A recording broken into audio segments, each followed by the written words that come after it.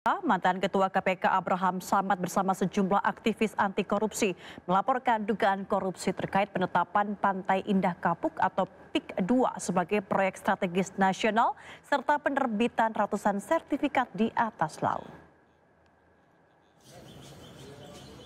Abraham Samad dan kawan-kawan tiba di KPK sekitar pukul 10:20 waktu Indonesia Barat sambil membawa sejumlah dokumen sebagai barang bukti. Dalam audiensi yang berlangsung sekitar 1 jam ini, Abraham CS meminta KPK menyelidiki dugaan korupsi terkait proyek strategis nasional PIK 2 serta penerbitan ratusan sertifikat hak guna bangunan atau HGB di atas laut Tangerang. Ia juga berharap KPK tidak takut untuk mengusut perkara ini. Yang jelas kita melaporkan proyeknya ya, proyek strategis nasionalnya. Kemudian juga kita melaporkan tentang ada dugaan kuat terjadi suap menyuap gratifikasi di dalam penerbitan ya. Penerbitan sertifikat di atas laut ya, yang diduga kuat dilakukan oleh Agung Sedayu Group dan anak perusahaannya yang super cepat yang super cepat. Oleh karena itu kita meminta supaya KPK tidak usah khawatir memanggil orang yang merasa dirinya kuat selama ini, yaitu Aguan. Ya, karena nama ini seolah-olah diciptakan mitos bahwa dia tidak tersentuh oleh hukum. Ya. Oleh karena itu kita ingin mendorong KPK supaya orang ini segera diperiksa. Nggak boleh ada seseorang secara individu mengatur negara ini. Tidak boleh ada seseorang secara individu mengatur presiden. Oleh karena itu tegas sikap kita semua bahwa kita meminta KPK untuk segera melakukan penyelidikan, investigasi lebih cepat terhadap kasus proyek strategis nasional dan yang berkaitan dengan proyek-proyek strategis nasional yang ada di. Sementara itu, buntut kisruh pagar laut, Menteri Agraria dan Tata Ruang Nusron Wahid telah memberikan sanksi kepada 8 orang pejabat pertanahan Tangerang. Hal itu disampaikan Nusron saat rapat dengar pendapat yang digelar dengan Komisi 2 DPR RI.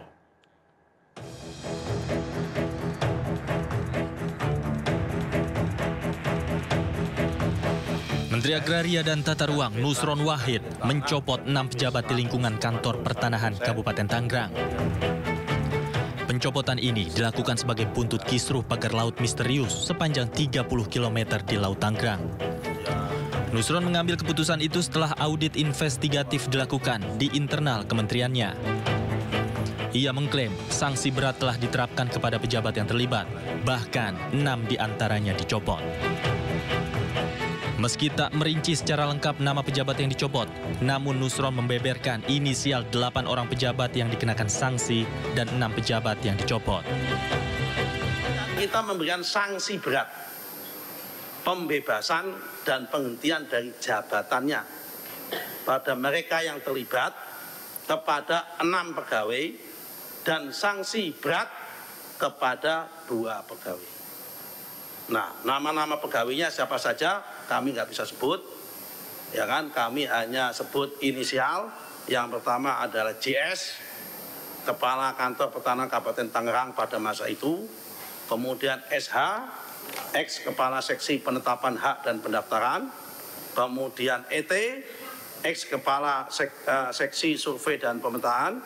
Kemudian WS, Ketua Panitia A. Kemudian YS, Ketua Panitia A. Kemudian NS Panitia A, kemudian LMX Kepala Survei dan Pemetaan setelah ET, kemudian KA X PLT Kepala Seksi Penetapan Hak dan Pendaftaran. Pejabat yang mendapatkan sanksi adalah Kepala Kantor Pertanahan Kabupaten Tangerang pada saat penerbitan sertifikat berinisial JS. Mantan Kepala Seksi Penetapan Hak dan Pendaftaran Kantor Tanah Tangerang berinisial SH. Mantan Kepala Seksi Survei dan Pemetaan Kantor Tanah Tangerang berinisial ET. Ketua Panitia A berinisial WS dan YS. Panitia A berinisial NS.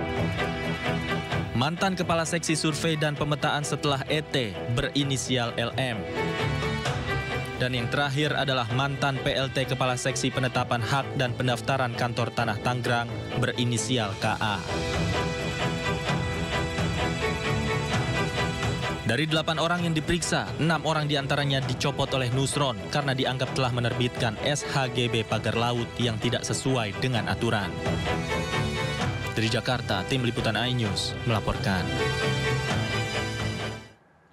Pemirsa, KPK mengumumkan laporan harta kekayaan penyelenggara negara utusan khusus Presiden Pembinaan Generasi Muda Raffi Ahmad. Raffi diketahui mempunyai kekayaan yang mencapai lebih dari 1 triliun rupiah.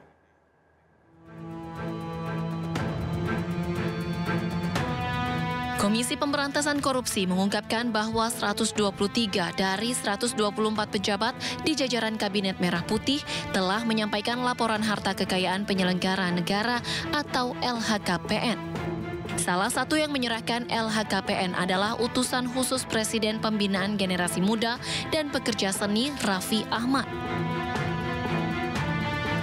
Data dari situs LHKPN Komisi Pemberantasan Korupsi per 27 Desember 2024, jumlah harta kekayaan Raffi Ahmad tercatat sebanyak 1 triliun 33 miliar rupiah.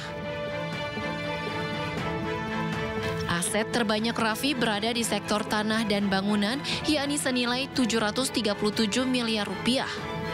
Dirinya melaporkan kepemilikan 45 tanah dan bangunan yang tersebar di sejumlah wilayah di Indonesia. Selain itu, Raffi melaporkan 23 kendaraan yang memiliki nilai keseluruhan mencapai 55 miliar rupiah.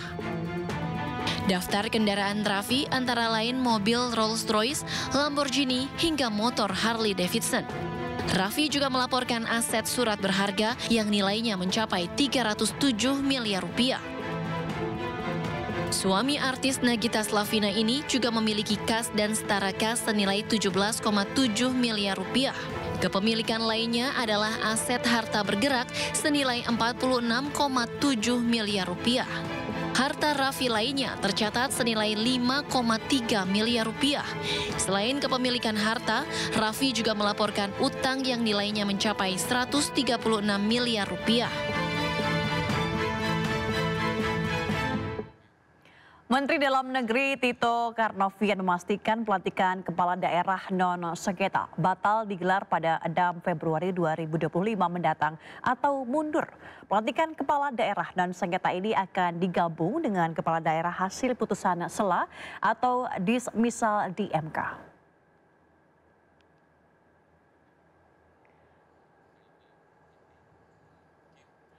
Pemerintah memastikan batal melantik para kepala daerah terpilih Pilkada 2024 non-sengketa yang rencananya akan digelar pada 6 Februari 2025 mendatang. Hal itu dikatakan Menteri Dalam Negeri Tito Karnavian di kantor Kemendagri Jumat siang tadi. Tito menjelaskan pembatalan tersebut karena adanya instruksi dari Mahkamah Konstitusi. Mahkamah Konstitusi akan mempercepat putusan sela atau dismisal dari sebelumnya 13 sampai 14 Februari menjadi 4 sampai 5 Februari. Sehingga MK meminta agar pelantikan kepala daerah non-sengketa dapat digabungkan dengan hasil dismisal kepala daerah yang bersengketa.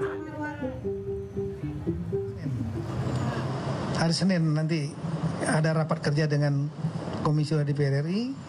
Sekaligus juga salah satunya saya akan menyampaikan hal ini. Karena ini kan ada putusan sela yang kita nggak tahu gitu.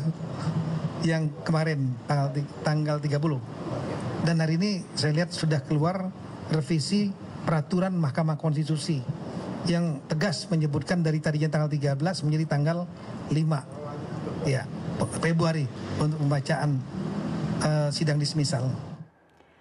Pemirsa, Presiden Prabowo buka-bukaan soal ciri negara gagal. Salah satunya dari kondisi tentara dan polisinya. Presiden juga meminta TNI Polri untuk bertanggung jawab kepada rakyat Indonesia. Saudara-saudara sekalian, karena itu biasanya ciri khas negara yang gagal adalah tentara dan polisi yang gagal. Pernyataan ini disampaikan Presiden Prabowo Subianto dalam acara rapat pimpinan TNI Polri di Gedung Tribrata Dharma Wangsa, Jakarta Selatan, Kamis kemarin. Dalam acara ini, Presiden juga mengingatkan bahwa rakyat menuntut dedikasi tinggi dari setiap prajurit TNI dan Polri. Acara Rapim TNI Polri dihadiri 691 perwira tinggi dan perwira menengah TNI Polri. Rakyat yang menggaji saudara, rakyat yang melengkapi saudara dari ujung kaki sampai ujung kepala, rakyat yang memberi makan kepada tentara dan polisi, dan rakyat memberi kuasa kepada tentara dan polisi untuk memegang monopoli senjata. Kalau saudara berani memakai pangkat jenderal, artinya saudara harus yang pertama berani memberi nyawa saudara untuk kepentingan bangsa dan negara. Itu arti pangkat yang diberikan kepada saudara-saudara. Acara ini sekaligus sebagai momentum untuk memperkuat sinergisitas dan soliditas antara dua institusi. Tim Liputan iNews melaporkan.